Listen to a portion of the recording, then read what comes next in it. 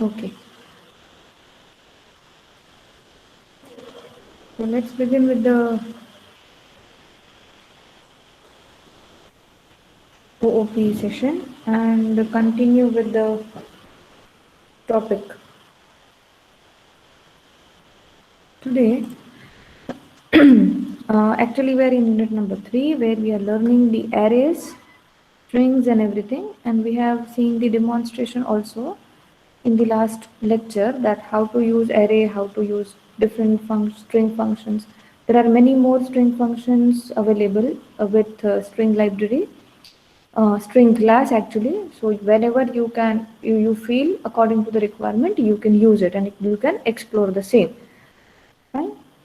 Now we are starting with the next important concept which we are going to use or which we have already started using, and the topic is not new to you, but the additional topic along with that topic will be unknown to you, and which is the speciality of, or which is one of the core feature of object oriented programming language. uh, Let me share my screen.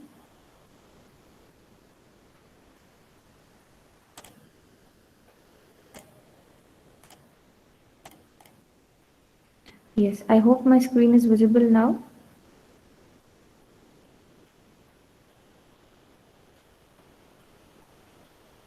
Is it visible, everyone?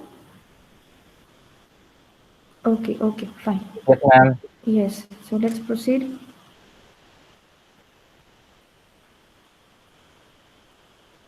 So we are in unit number 3, methods and arrays. Now, method is not a known topic for you.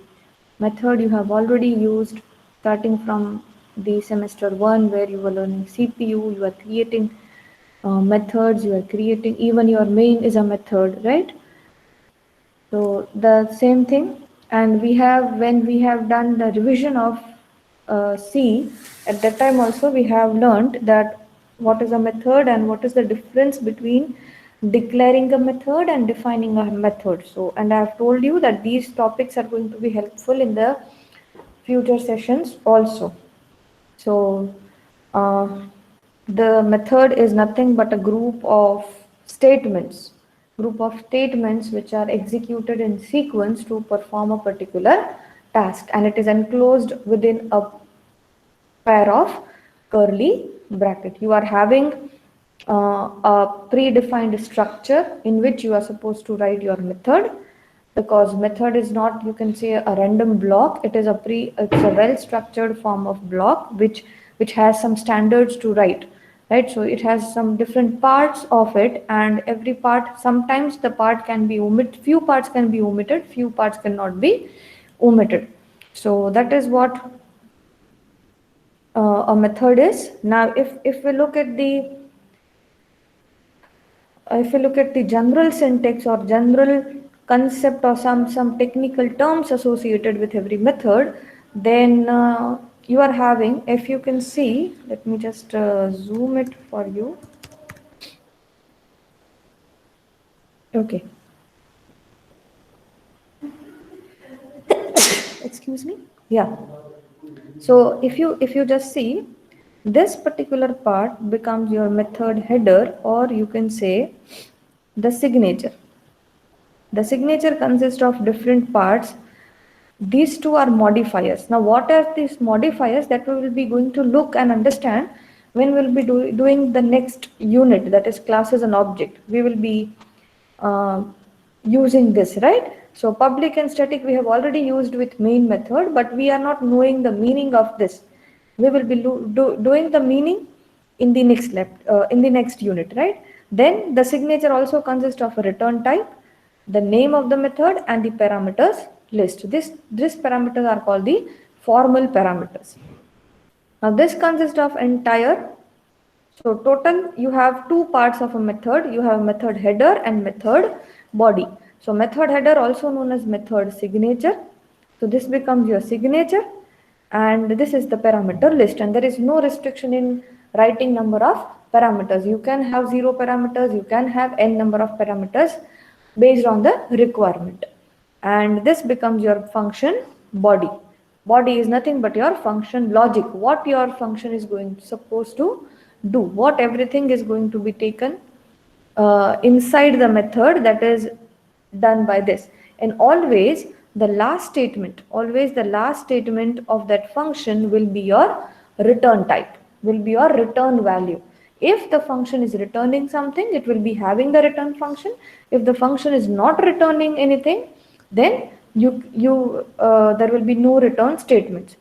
So here, as per the signature, the function is returning one integer value. Hence, there must be one value of type integer which is there as a part of your return statement. This particular part should match. This two should be matched. If you are having a return type and if you are suppose returning a string, then it is a compile time error. Your function will not be, your program will not be compiled because there is a mismatch in the signature. Right? So this is what the function definition. This two part consists of function definition. So we say define a method. Now another concept associated with method is invoking a method. Invoking method is nothing but calling a function. When I have a function will not be executed automatically. Right? There is only one function who will be executed automatically, and that is your main function, because your compiler, your interpreter is going to call that main method. Fine, but rest all the other methods you have to explicitly call, explicitly invoke it, manually invoke it. And this is how you invoke that. How to invoke? With the name of the method, the parameter list, which should be exactly matching this. If you are passing two parameters here, there must be two parameters to hold those values, right? And if it is returning something, if the method is having any return type, then there must be someone to hold that return value. Sometimes it can be the variable, or sometimes you can also call it in the system.out.println. Suppose you don't want to store that return value permanently and use it in the near future, you just want to print the return value, you can very well call the method in system.out.println, and you can print that at that position only. So the return value will not be stored. But suppose if you want to store the return value for some time and use it in the future, we save it, that return value, inside a variable, and then this variable can be used in the further programming. So this is what the two things, invoking a method and defining a method. Defining includes two parts, header and function body. Header is nothing but the signature of the function, which will consist of return type, name, modifiers. It is not compulsory to have modifier every time, but if you need, the modifier has to be written as a part of your signature, then parameters list and everything, right? So this is what another thing. And the next part becomes when you are actually calling a method. When you are actually calling a method, this is what the thing happens. See, your execution starts with this main function because your interpreter is going to call this main. Now this line will be executed, then this line will be executed. Now the control comes to this line. Now we can see that here there is a method invocation or calling of a method. So if you have learned the functions properly in C, you will be knowing that your execution has started from this line. It is going like this, right? In this particular direction. Now, whenever there is a function call, the control jumps to, there will be a jump instruction, and the control jumps to the definition of the method which you have called. So somewhere in the memory, the method will be stored and the control passes to that particular block. Here now there will be a matching. If you have passed two parameters, it will check that whether there is a two parameter available to hold that value or not. If it is correct, the values will be copied like this. The values will be copied like this, and you very well know the different ways to pass the values, pass by value, pass by reference, right? So here it is a pass by value. So this I value will be copied in number 1 and j value will be copied in number 2. Now you also know the difference between the two. So if you are using pass by value, there will be a separate copy. So I and j will be copied in two separate variables, number 1 and number 2. And whatever changes we are doing in number 1 and number 2 will not get affected to I and j here, because there is a separate copy created in this function and the modifications will be done here only, right? As it is passed by value. If it is passed by reference, then you are passing actually the memory addresses, and the changes whatever we are doing here, that will be reflected at the memory location. Fine. So the original copy is going to be modified if it is a pass by reference. If it is a pass by value, the original copy will be intact, there will be no change. The another copy which is created, the modifications will be done there. So here it is passed by value. So value of I will be copied here, value of j will be copied here, and you are having a result. It is some logic is there. You are doing something, manipulation of, and then you are returning. And as it is a return type, we need a return statement, and it is a matching statement. Here also it is integer, here also it is integer. So this return, as soon as you have a return statement, the control again goes back to the calling function. This is a calling function, this is the called function. जो call करता है उसको बोलते हैं calling function, जो call होता है उसे बोलते हैं कॉल्ड फंक्शन. तो अगर एग्जीक्यूशन के बाद वापस वो कॉलिंग फंक्शन में जाएगा, इसका कॉलिंग फंक्शन क्या है, मैक्स का कॉलिंग फंक्शन क्या है, मेन, तो वापस वो मेन में जाएगा, जो भी रिटर्न वैल्यू है वो k में स्टोर करेगा, and when you print the value k, you will be getting the maximum number out of number 1 and number 2. Right, here आप कुछ चेंज नहीं कर रहे हो नंबर 1 और नंबर 2 में, सिर्फ आप वैल्यू को जो कंपेयर कर रहे हो अदर. लेकिन अगर आप मान लो कोई चेंज कर रहे हो, नंबर 1 प्लस प्लस कर रहे हो, कुछ वैल्यू में मॉडिफिकेशन कर रहे हो, तो ये जो वैल्यू में मॉडिफिकेशन हुई वो आई और जे में रिफ्लेक्ट नहीं होगी क्योंकि पास बाय वैल्यू है.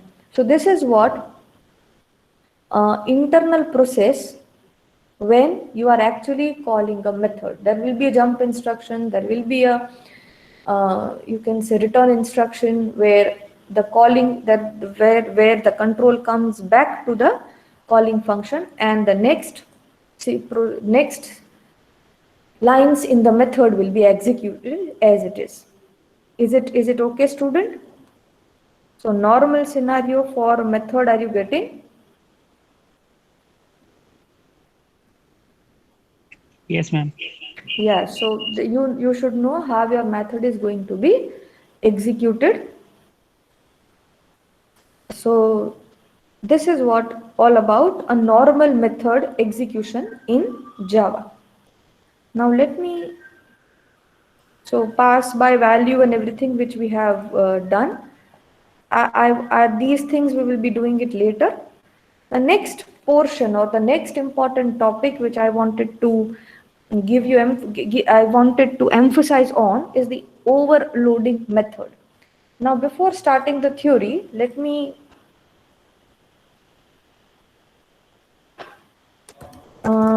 give you the example for this.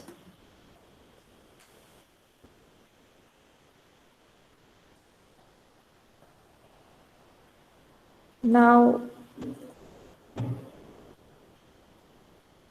okay. Can anyone help me? Can anyone help me in writing the function? Say this is my main function. Don't go inside the syntax right now. I am just explaining you the logic. Now, can anyone help me in writing the method body? Full method, defining a method to add two numbers. Say let's say I'm having integer a and b here, and I have the values a is equal to 10 and b is equal to 20. Right, now I want to add these two numbers via method. So can anyone help me in writing the code for this? Yes, ma'am. Yes, please. Some first function definition or function call. No, I want to define a method. I want to define it. So there Okay, must in be sum, in sum, correct? I want to return it. So in let's sum, say in sum, I will be small having, bracket in int yes, and a or b or x or y. whatever we write, because we can use the same variable name, we can use different variable names, because anyways these two are two different copies, right? Yes. So integer b, so as I want to add two numbers, I should have two values to hold that two numbers. So integer b, correct? Then Yes, I ma'am. Then just, yes, I just wanted to return the sum of a and b. So we can use return, by function or by both functions. pardon, I'm not getting you. Ma'am, we can do it by two methods, either by recursion function or by simply defining that Yes, function. yes. Let's be make it simple. So let's do one thing. Return a plus b. That's it. My addition has been returned. So to call this particular sum method, who has helped me? Ravi. Oh, Ravi, thank you. So please give me your name so that I can identify who is actually calling. Okay, Krish has also given the answer correct. So that's it, right? Now, if I want to, even if I've returned the function correctly, this function is not going to be called unless and until I explicitly call this function. So let me call this function as it is a returning value. Let's say return answer is equal to what I need to do. I need to call this thing. So I'm calling the sum method with this two variable. That's fine, right? Now tell me, this is a simple scenario where I'm adding two numbers.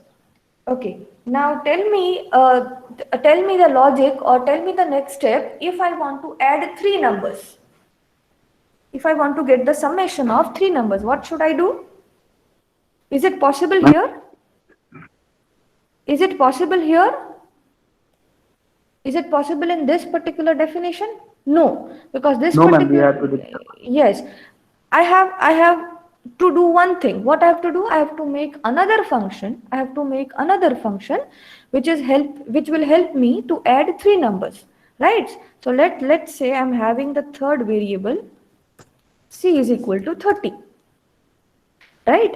And again I will be writing the method signature as I'll be defining a method as method add equal to integer a comma integer b comma integer c, and then I will be writing return a plus b plus c. That's it, right? Now is it correct? Is it correct? Yes, and if I want to add this again, I have to explicitly call this integer. mm, uh, you can say temp, any Result. variable. Yes, temp is equal to sum of, sorry, addition of a comma b comma c. So this is what a normal function which we have normal functions which we have created to add two numbers and add three numbers. Now, if you see very carefully and logically, in both these two functions which we have created, both these two methods, the operation being performed is same. Yes or no? I am doing the addition process only. I am doing addition process only. But as the number of parameters are different for both these methods, I need to create two separate functions, because I don't have any other solution for this. Because sometimes if you say I'll be having two functions. Sometimes you say if I am having three methods, three values. Sometimes you'll say you'll be having two values, right? So I have only one option to create two separate functions, to add two numbers and add three numbers, right? Now, but if you see the process being done here inside this, both these methods are same. Ultimately, I am doing addition. But you can see that for 2 variables, I have used the method name as sum. For 3 variables, I have used the method name as add. Actually, this should not happen, right? If I am doing summation, so I should use the word same. I should use the same word summation for 10 values, for 20 values, for 2 values as well, right? So what I want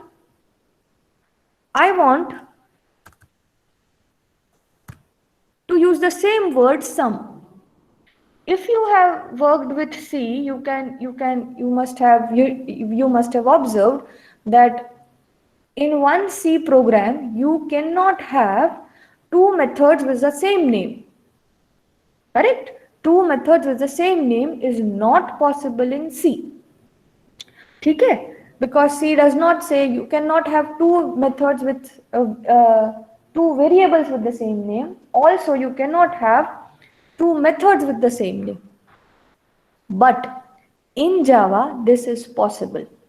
In Java, this is possible. You can have the methods, 2 methods with the same name, exactly same name.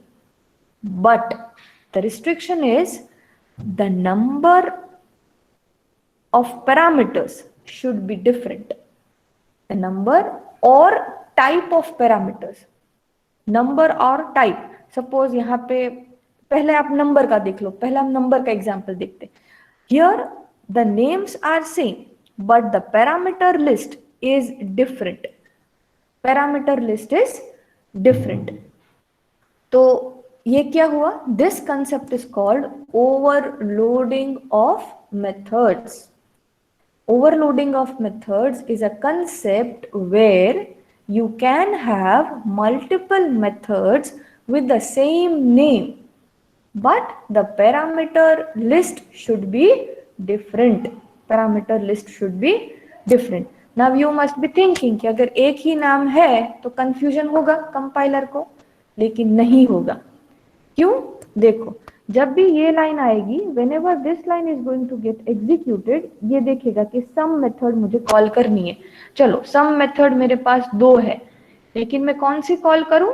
जिसमें 2 parameter है, जिसमें 2 parameter है, right? So even if the method names are same, the compiler will not get confused between the function call because the number of parameters are different.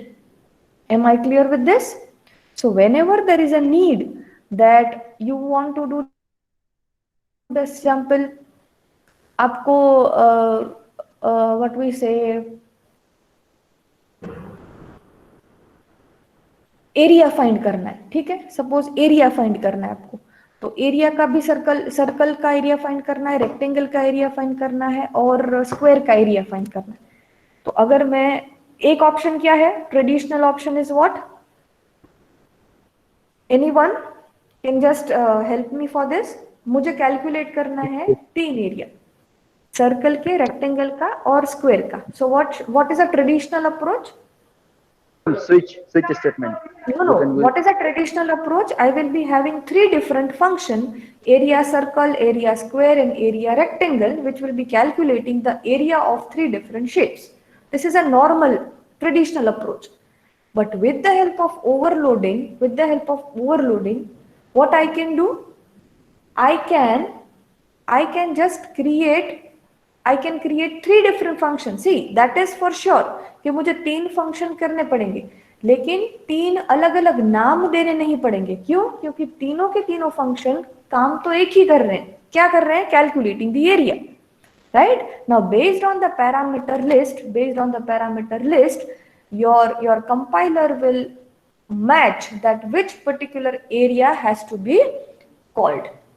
Am I clear? Are you getting everyone? Yes, ma'am. तो overloading का advantage क्या हुआ कि आप एक ही नाम से multiple definitions कर सकते हो. Multiple, this is called one name many forms. That means एक ही नाम आपने यूज किया. आपको याद क्या रखना है कि सम, based on the parameters you will pass, your compiler, your interpreter will automatically call the matching definition and it will execute the same. That is what the overloading concept in Java. Now अगर देखा होगा तो ये overloading method में हुआ. अभी अभी ऐसा भी हो सकता है कि sum है, अभी मैं थोड़ा चेंज कर रही हूँ डेफिनेशन, ठीक है, थोड़ा लॉजिक चेंज करूँ. ये मैंने लाइन कमेंट कर दी. मैंने आपको बोला था कि ओवरलोडिंग में कंडीशन क्या है, आप नाम सेम रख सकते हो, लेकिन जो पैरामीटर लिस्ट है, जो ये पैरामीटर लिस्ट है, या तो टाइप में चेंज, या तो टाइप में डिफरेंट होना चाहिए, या यहाँ और यहाँ, या तो नंबर में, तो ही कंपाइलर को कंफ्यूजन नहीं होगा. ठीक है. अभी मान लो मैं यहाँ पे मैंने 2 इंटीजर पास किए और यहाँ पे एक और फंक्शन ले रही हूं मैं,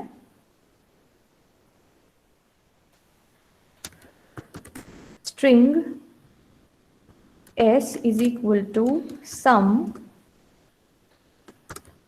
हेलो एंड हाई. तो यहाँ क्या हुआ, यहाँ पे भी 2 पैरामीटर है, यहाँ पे भी 2 पैरामीटर है, लेकिन आप देख सकते हो कि यहाँ के 2 पैरामीटर इंटीजर है और यहाँ के 2 पैरामीटर स्ट्रिंग है. So again the compiler will not have any confusion. तो यहाँ पे जो दूसरा है उसमें हम क्या लिखेंगे, string s1 comma string s2, अब रिटर्न s1 प्लस s2, और यहाँ पे रिटर्न टाइप क्या हो जाएगी, स्ट्रिंग.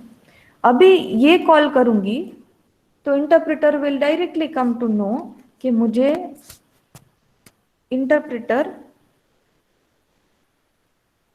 को पता चल जाएगा कि मुझे ये कॉल करना है based on the type of parameter. अगर यहाँ पे लाइन आई तो इंटरप्रेटर को तो पता चल जाएगा कि I have to call this particular definition because the type of parameters are integer.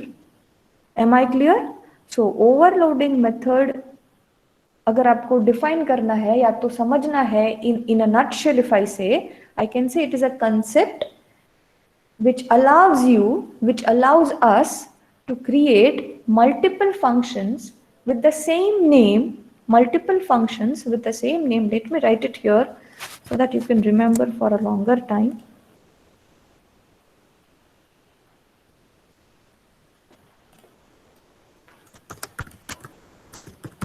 Overloading, if I just want to define it technically,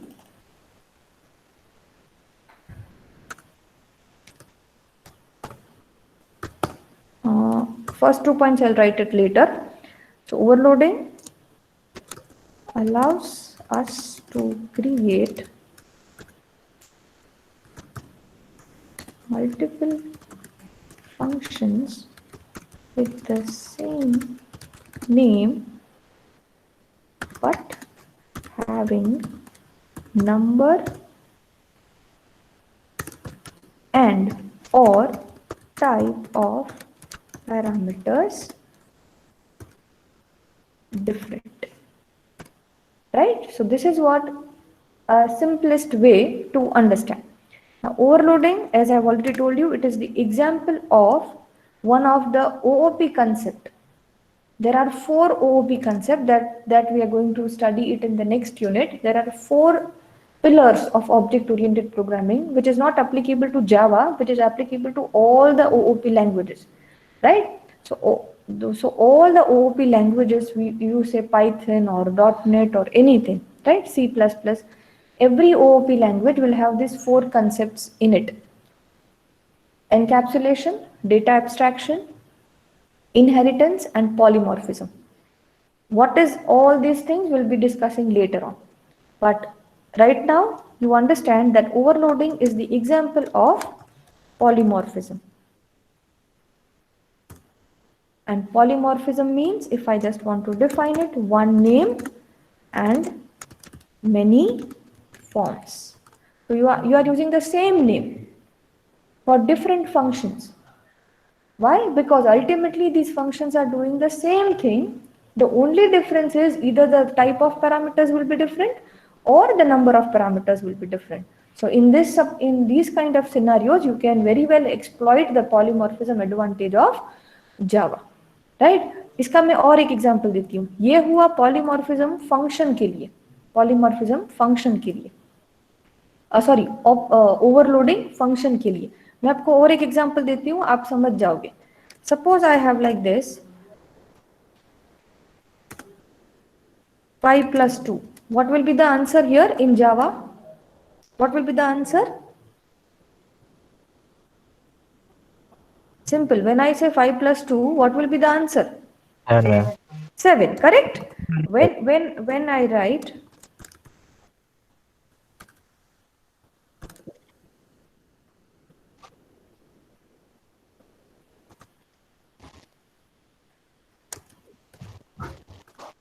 now, if I write like this, what will be the Java. answer? Yes, Java. the answer will be Java word. Now, what does this mean? What does this mean? That plus sign is actually looking to the operands, whether the operands are string or integers. So, for the same operator, you have additionally overloaded it with two different functions, with two different operation. Actually ये plus sign करता क्या है, addition ही करता है, लेकिन वो देखेगा कि अगर मेरे पास दो इंटीजर है तो मुझे मैथमेटिकल एडिशन करना है, अगर मेरे पास दो स्ट्रिंग है तो मुझे कॉन्केटिनेशन करना है, ठीक है। तो this is called operator overloading, this is called operator overloading. So your plus operator in Java, the plus operator in Java is overloaded operator। ये आपको कुछ नहीं करना है, ये ऑटोमेटिकली जावा ने आपको करके दिया है। प्लस साइन को एक एडिशनल ओवरलोड दिया है, एक और रिस्पॉन्सिबिलिटी दी है।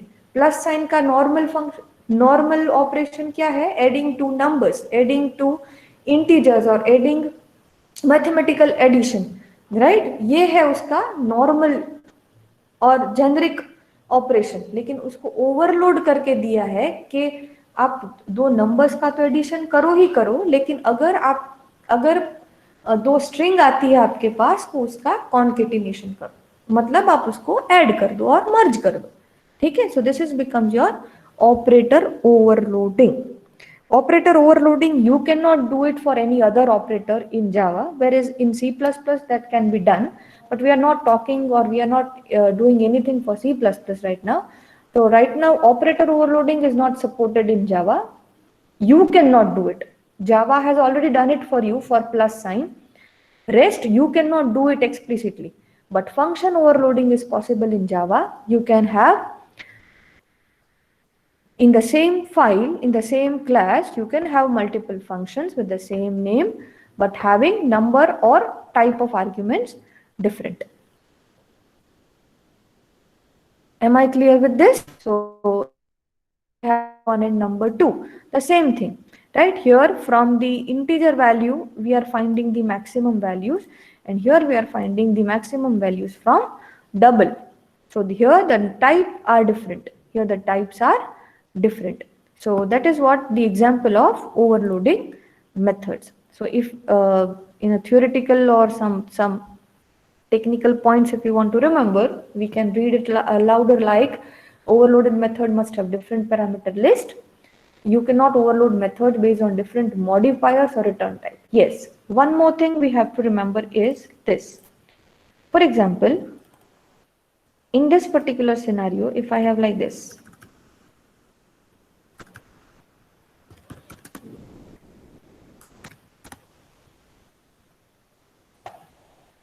now is this overloading? Is this overloading, or this is a valid overloading or not? Yes or no? Tell me. Anyone? Yes, ma'am, it is valid. It is not valid. It is not valid. Why? Because whenever you will be calling this function, compiler will be getting confused कि sum 2 है, चलो कोई problem नहीं, यहाँ पे भी दो integer argument है, मैचिंग है, यहाँ पे भी दो इंटीजर आर्ग्यूमेंट है, मैचिंग है, कौन सा कॉल करूं? Only with the help of return type you cannot differentiate two functions, क्योंकि return type तो कब पिक्चर में आती है?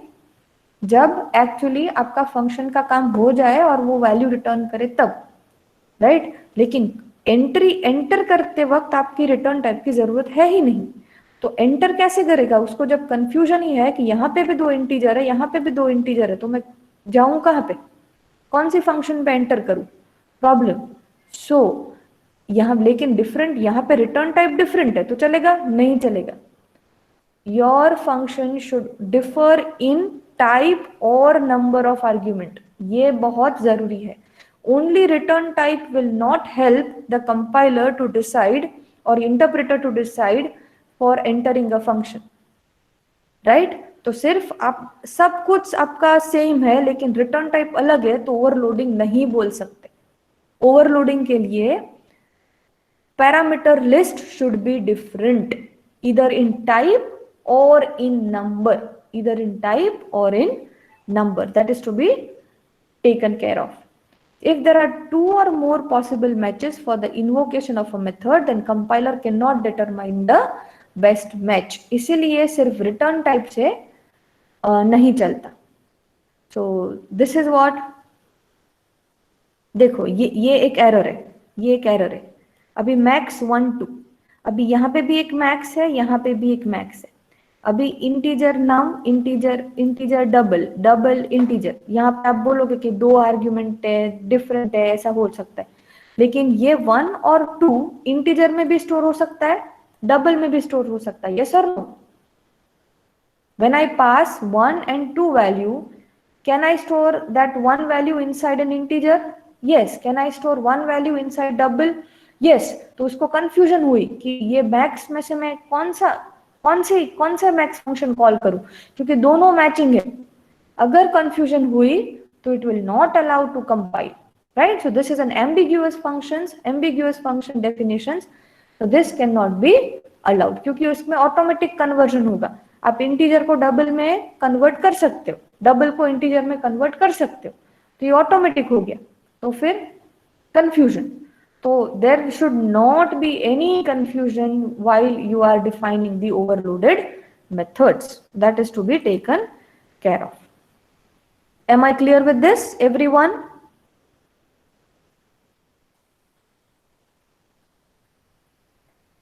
Yes, it is a very important feature of any object-oriented programming language, overloading of a function. We will be seeing the example, we'll be looking at the programs, practice programs, as well as in the lab section also we'll be having the programs for polymorph, for this operator, this function overloading. You should be very clear that what is overloading, when the overloading should be used, when it should be used, when you want to do the same operations for different parameters list. Area he find करना है तो circle के area के लिए मुझे एक parameter चाहिए, square के लिए दो पैरामीटर चाहिए, लाइक दैट। तो मैं एरिया, तो मैं रेक्टेंगल के लिए दो चाहिए, तो मैं एक ही फंक्शन नाम से, ताकि मुझे एक ही याद रखना पड़े, area. So based on the parameter list, it will automatically call the matching area function. Shall I proceed, everyone? Yes, ma'am. Okay, fine. So the next topic is scope of variable. This is also not new for you. You already know that there is a local scope, there is a global scope. So scope of a variable is a part of the program where the variable can be referenced. वो कहाँ access हो सकता है, that is defines the scope. और generally दो scope होता है, local and global, right? A variable defined inside the method is a local variable. The scope of the local variable starts from a declaration and continues to the end of the block. That's obvious, right? I need not to discuss much here. Just for the example I can, so this is what my local variable which is declared inside method 1. So inside method 1 I can use x anywhere. Similarly I can use y anywhere inside method 1. In method 2 I cannot access x and y because the scope of x and y, the declaration is here inside method 1, and hence I cannot access in method 2. That is what a local scope. Then another thing you might be aware of is nesting of blocks, like you block inside a block. Generally we write for loop, that is a nested block. तो अभी देखो यहाँ पे क्या हुआ कि x and y यहाँ पे हुआ, तो x and y मैं पूरे मेथड 1 में यूज कर सकती हूँ. अभी देखो इंटीजर i मैंने डिक्लेयर कहाँ पे किया, इनसाइड 4. अभी इनसाइड 4 किया मतलब कि ये फोर लूप के अंदर मैं आई कहीं पे भी यूज कर सकती हूँ, लेकिन इस फोर लूप के बाहर मैं आई यूज नहीं कर सकती. मतलब ऑटोमेटिकली जब ये फोर लूप एंड होगा तब आई का स्कोप भी पूरा हो जाएगा. I will be deleted from the memory, right. तो यहाँ पे मैंने दिस इज फाइन. अभी जैसे ही वापस मैंने डिक्लेयर किया आई, वापस यहाँ पे दूसरे फॉर लूप में मैं आई कर सकती हूँ. क्यों? क्योंकि ऑलरेडी जो आई मैंने पहले डिक्लेयर किया था उसका स्कोप यहाँ पे तो खत्म हो गया. ठीक है, तो वापस अभी आई वैल्यू कुछ आई वेरिएबल है ही नहीं मेरे पास, तो वापस मैं आई वेरिएबल यूज कर सकती हूँ and I can use it. अभी ये हुआ